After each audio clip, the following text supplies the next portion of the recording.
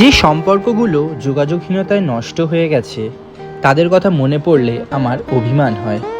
কত সময়ের বিনিময়, কত এফার্টস, কত যত্নের যোগফলে একটা সম্পর্ক বড় হয়ে ওঠে, অথচ কত ঠুনকো বিষয় নিয়ে সম্পর্কের মাঝ দিয়ে বয়ে যায় দূরত্বের নদী। এমন কত ভালো সম্পর্কের সাথে কোনো কারণ ছাড়াই যোগাযোগ নেই।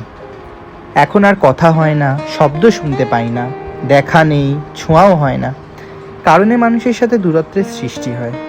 চার চেয়েও বেশি মানুষের সাথে দূরত্বের সৃষ্টি হয় অকারণে। আমার এক বন্ধু ছিল, আমার সেই বন্ধুর কথা খুব মনে পড়ে, যার সাথে আমার অজস্র স্মৃতি জড়িয়ে আছে। অজস্র সময় খরচ করে আমরা জমিয়েছিলাম আমাদের স্মৃতির পাহাড়, অথচ এখন আর কারোর কাছে কারোর কোনো খবর নেই। কতদিন বেরোনো হয় না, কতদিন দেখা হয় না, কারোর ভালো বা খারাপ সংবাদ আর কারোর কানে পৌঁছয় না। কোথায় আছে, কেমন আছে সে খবর কেউ রাখি না। এখন যে জীবনের সাথে ঘনিষ্ঠতা বাড়াতে বাড়াতে ব্যস্ততার সাথে সম্পর্ক গড়ে ফেলেছি, নতুন নতুন মানুষ আসে আর পুরনো মানুষ হারিয়ে যায়, আমার ভীষণ ভয় হয়। আমার অবশ্য